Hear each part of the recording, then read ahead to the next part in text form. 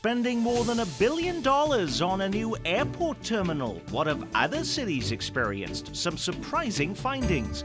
Is Kansas City in danger of losing its Amtrak service to St. Louis? Plus, from closing schools to layoffs at hospitals. The most important stories of the week, dissected in 29 minutes or less, coming up. Welcome everyone, I'm Nick Haynes, going beyond the soundbite and taking you behind the headlines, making the news in Kansas City this week. KCPT education and healthcare correspondent Sam Zeff. From the Kansas City Star, City Hall reporter Lynn Horsley, Star syndicated columnist Mary Sanchez, and Star reporter, columnist and blogger Dave Helling.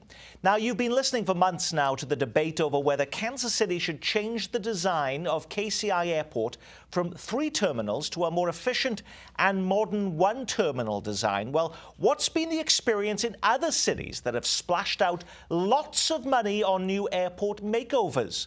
This week, the Kansas City Star examined that issue. And in every comparable city they looked at, from Sacramento to Indianapolis to Raleigh-Durham, passenger traffic is down, and so are aircraft departures, and not just a little bit, but on average, as you can see, by more than 20%. Now, I'm sure you got a lot of people who are unhappy about the idea of changing the airport, delighted with you because of that story, Lynn Horsley, that you wrote this week. Well, that's true. I will say that that's not the only reason to think about building a new airport terminal. Obviously, you want to sustain or build your airport, your traffic, your passengers, your airlines. The entire industry has been contracting for several years. So it's difficult to know whether these other new terminals had lower passenger traffic because of the recession or because of the airline industry. You know, it's going to be a difficult decision for Kansas City because our airport is old. There are other reasons to think about building a new terminal.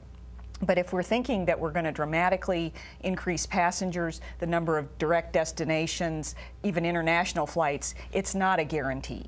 But did this take the wind out of the sails, Dave Helling, of some of the backers of this idea because they saw some of these numbers this week? Well, the boat's going to be on the lake for a long, long, long time, so no one story will put wind or take wind out of anybody's sails. It's going to be with us for months, perhaps years.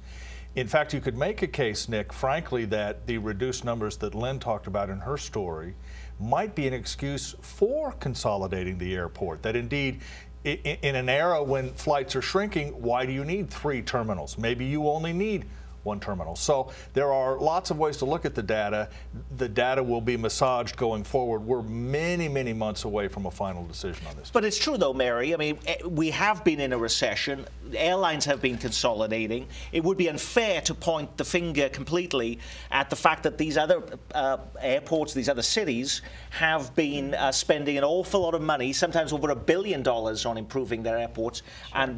and pointing the finger at the fact that they've got fewer flights today. Absolutely. But people aren't always fair in these sort of arguments. I mean, people, you know, they have their position on this. Personally, I think we should change the airport, rebuild, partly because of this. To me, Lynn's story just solidified my opinion on it. There are reasons that we need to keep up with the times and change. And one of them is how the industry itself has been affected and changing. I think, part of it, though, is thinking ahead.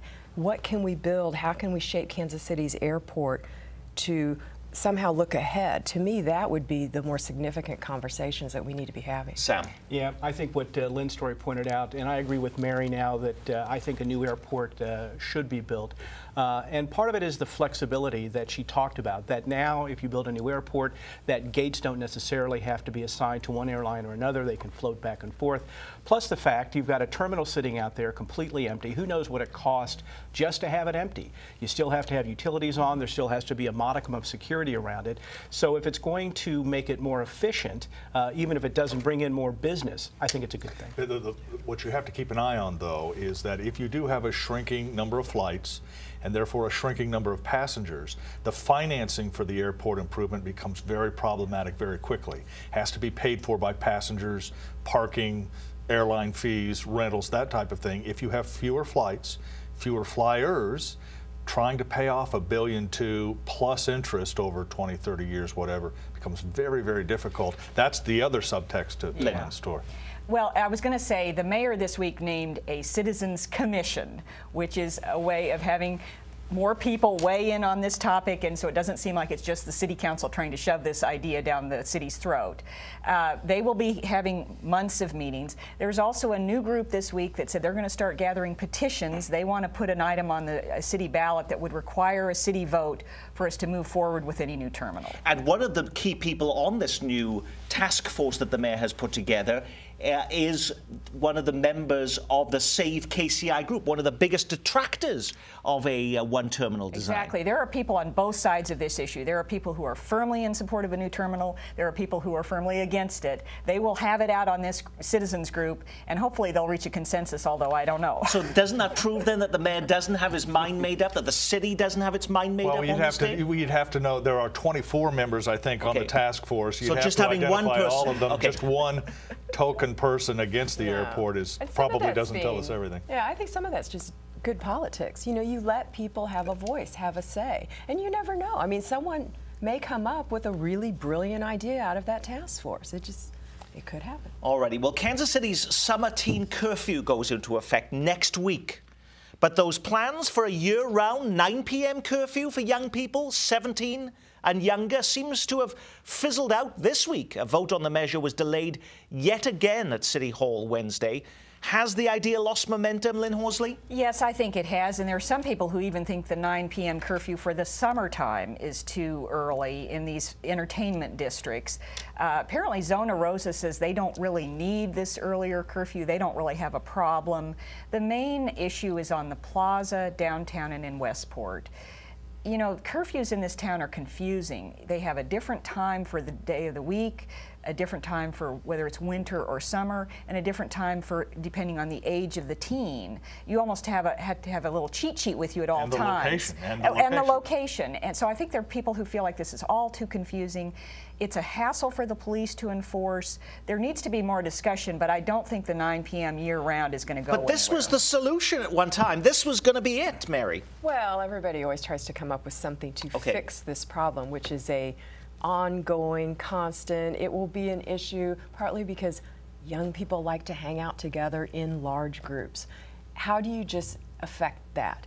And how do you deal with, I mean, what I want to see happen is get the troublemakers, really crack down on them and their parents. Most of those children are not causing problems, but there's too many of them. And then you'll have a couple idiots come in and show a gun, start a fight, deal with those children. But in fairness also, in spite of the video you just saw, which is some of the file video footage, there hasn't been any specific problems on the plaza for the last few weeks, has there? No, I don't think so. No, there has not, although there have been big crowds and there is concern as the summer months approach. But I think what Lynn and Mary are talking about is the extraordinary difficulty of using a very broad tool like a curfew to address specific problems like those on the plaza or any other entertainment area.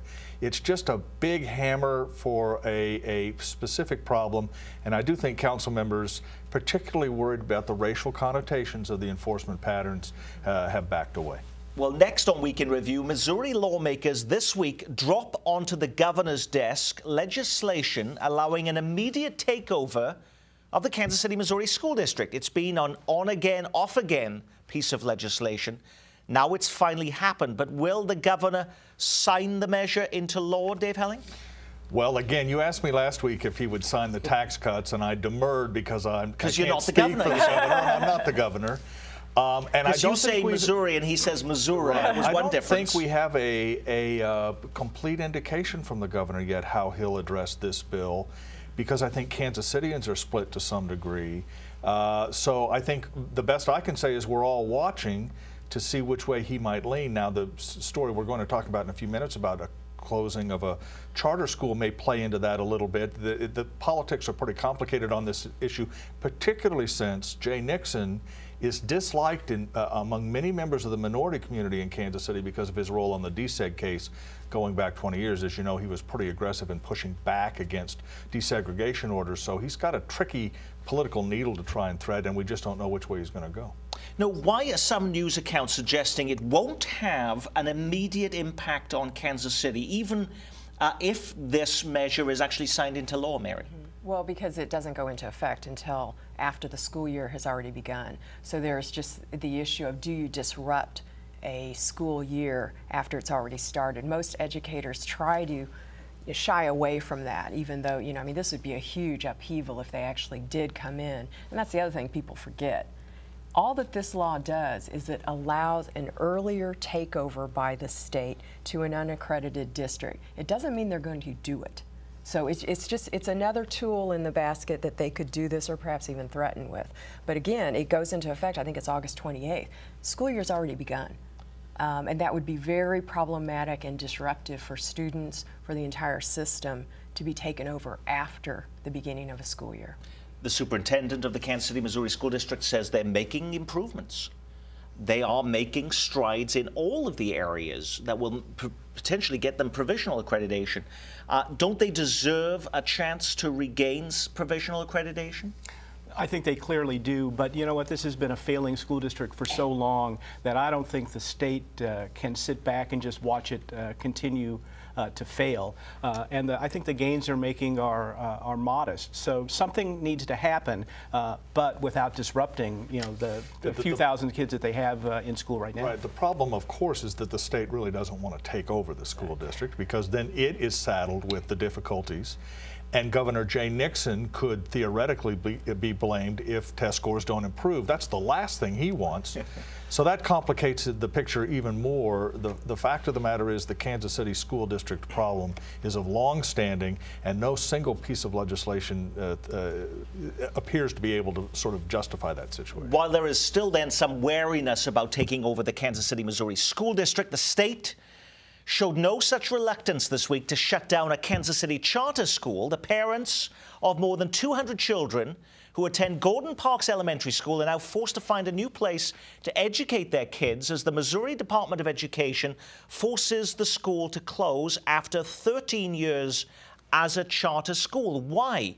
Mary? Test scores. I mean, that was the bottom line. It's been there for 13 years. They lost a lot. To their credit, one of their arguments is that they lost a lot of staff when another charter school opened. I think it was a year and a half, 2 years ago, 2010. That will disrupt a school, but the scores aren't there. It's a wonderful school in many ways. One of the things that's disturbing is that you hear a lot of the volunteers and teachers talk about how much they adore and love these children, because these are some of the most low income, come from disrupted families, very transitional families. And they really do care about these children, but that doesn't mean that they're being adequately taught. And you wrote about this school when you were a school education correspondent at the start, 13 years ago. And it did have unique challenges when it opened. It did, and there were such high hopes, and they really had a commitment to educating the most deprived children. They had a lot of heavy hitters that were backers of the school. And Mary's right, in many ways it was a wonderful school. I also wrote a story about this new downtown charter school that took away the principal, the executive director. The Crossroads Academy. Which is also a wonderful charter school. Took some of their best performing students. So admittedly, that affected the test scores of Gordon Parks. You know, this whole episode really illustrates how difficult it is to teach children that are horribly deprived. And, you know, I think the state board's challenge is you can't accept that they're not raising their academic achievement. And no matter how well-intentioned a school may be, if it's not doing that, maybe these children need to be put in another school that will have a better chance at success. But 94% of the students on free or reduced lunch, Sam, a much higher degree of the students here, percentage of the students, special needs than even the Kansas City, Missouri School District.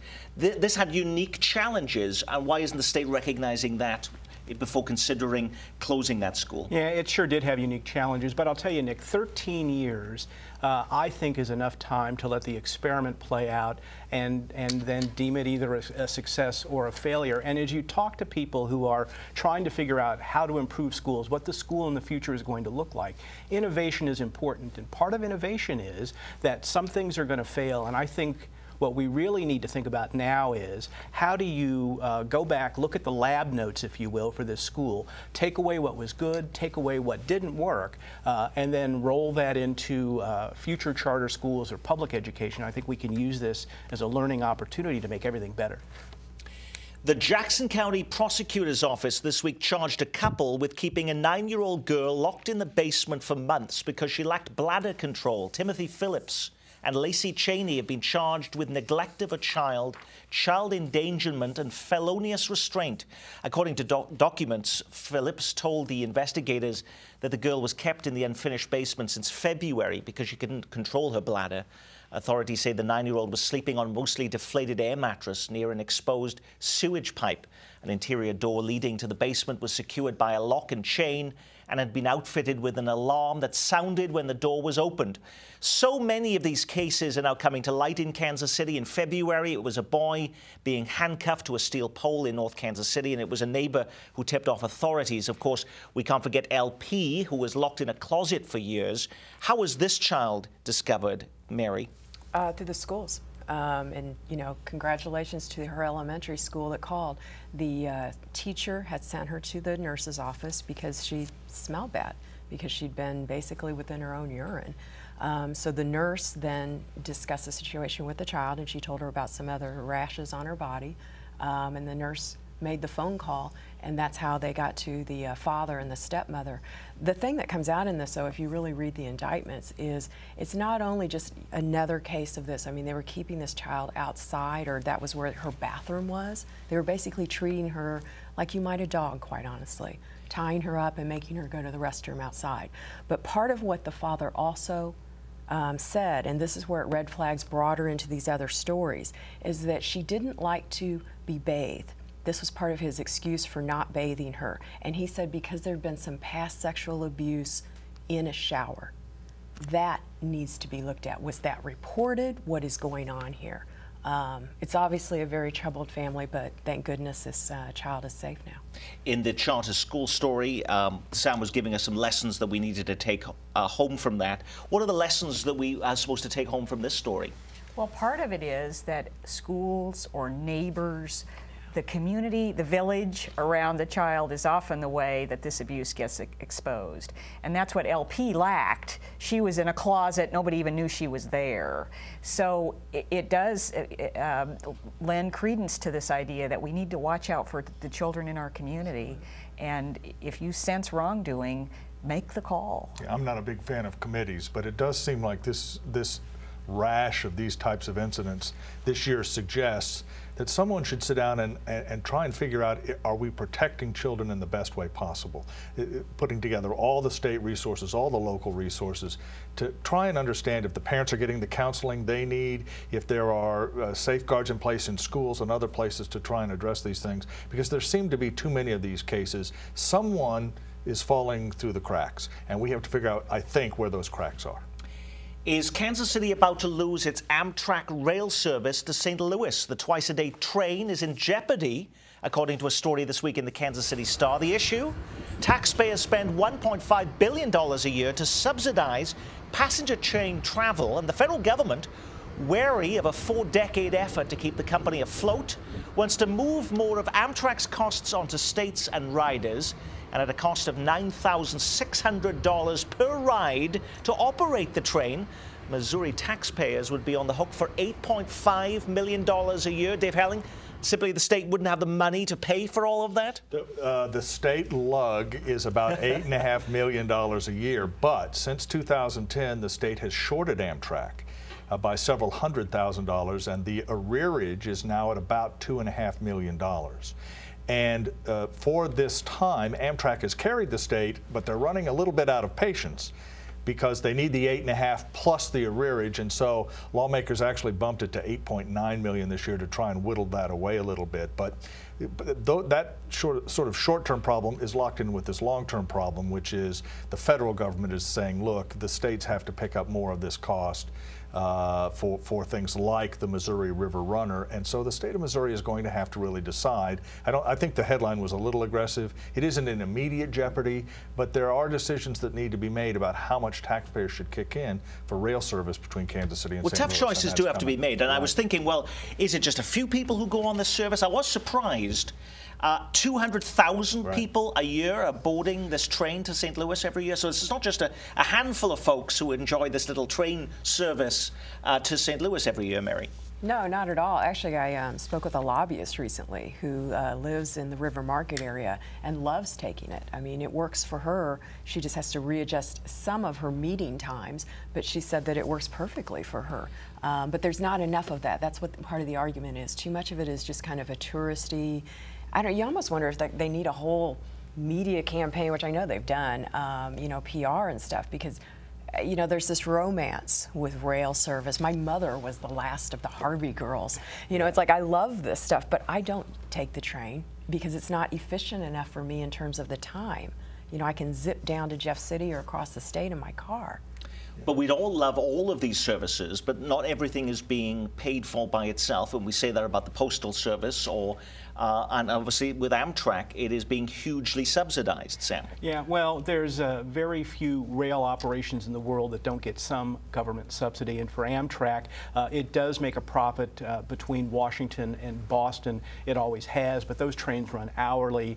You really can set schedules by it. For these other trains, though, I think that it's going to be a perennial money loser, but 200,000 people a year is still quite a bit of passengers that you keep off roads, you cut down on pollution, and so there are some advantages to that. The thing to keep in mind, though, that most of those 200,000 people are traveling for leisure. It's not a business proposition. I don't need to get to St. Louis for a job or whatever. It's people who enjoy the train for its romance or whatever. Well, great. $8.5 million a year is a lot of money to sort of subsidize that leisure travel, and that's the question that lawmakers But this has been facing. under threat before, though, Yes. Dave. Is there anything to suggest that this is at a more critical juncture right now? Only because the price tag is going up, but it does enjoy bipartisan support in Jefferson City, surprisingly. Even Republicans who tend to be conservative about fiscal issues do see some value in the Missouri River Runner. So again, it's not an immediate jeopardy, but there are some important questions the state now faces. There's been a lot of conversation, a lot of news headlines about hospital stories in the news of late, hospitals being sold and consolidated. Now big layoffs this week, 129 pink slips at Liberty Hospital, and they're being blamed, according to news reports, on Obamacare. Liberty Hospital forced to reduce expenses by $20 million. Devastated employees, including nurses and some senior managers, left the hospital in tears this week after being told to collect their belongings. But why blame the Affordable Care Act or Obamacare for this, Sam?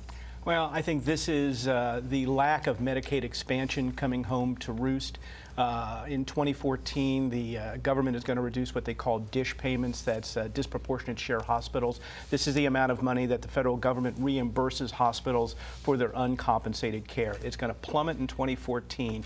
Medicaid expansion was going to make up for some of that, but because they didn't expand Medicaid in Missouri, hospitals are going to have to be have to find some of this money, and layoffs or service cuts is going to be the way to go, I think. So Liberty Hospital now, your local hospital tomorrow, is that true? Well, I would note that in Kansas City, Missouri, voters renewed a property tax, in part for this very reason, so that Truman Medical Center and some of the clinics wouldn't have to make drastic cuts. But more broadly, Nick, a lot of things are going to get blamed on Obamacare over the next year. Is that just an excuse, though, you think, for people to make cuts that they want to make anyway? It's very hard to tease that out. I mean, you know, it would take an accountant to really understand completely at this hospital, and for that matter, businesses are going to blame Obamacare. I mean, we're going to have to work our way through that over the next year to understand the real impact of the ACA. Absolutely, because Liberty is a growing community.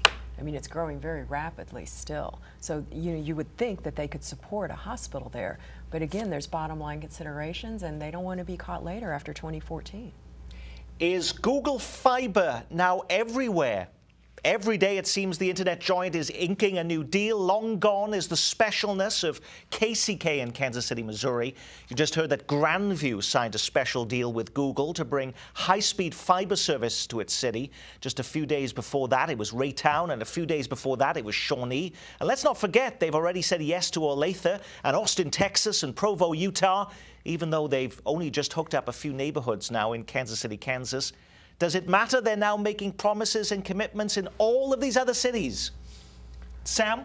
Well, I mean, if anybody thought that Google Fiber was going to be monogamous to Kansas City, Kansas, and Kansas City, Missouri, I mean, every day Google, they're like a tick. They're burrowing farther into our computer to find out more data. So if we thought that they were just going to have this love affair with KCK and part of Kansas City, Missouri, then we were insane. Yeah, that's a big tick. I mean, that is a very large insect. But Lynn, you don't have folks in Kansas City, Missouri at City Hall feeling a little bit ticked off about this? You know, I haven't heard any opposition. Okay. And the thing is, it's not yet into those other communities. But they don't feel like, oh, God, I thought we were special. Well, no. They do think that. They do think that. All right. Mary? Absolutely. No, but there, you know, because they are signing up everyone, it seems. There is no specialness left. But well, that is not concerning anyone. They do seem to be coming in a flood. I think the concern is that it does put us more in the crunch time of what are we going to do with this service, because we do indeed have it first before anyone else. All righty. That is our Week in Review. Our thanks to our news reviewers from the Kansas City Star, Mary Sanchez, and KCPT special correspondent Sam Zeff. Star political analyst, reporter, columnist and blogger Dave Helling, and a very special City Hall reporter Lynn Horsley. I'm Nick Haynes. From all of us here at KCPT, thanks for spending part of your weekend with us.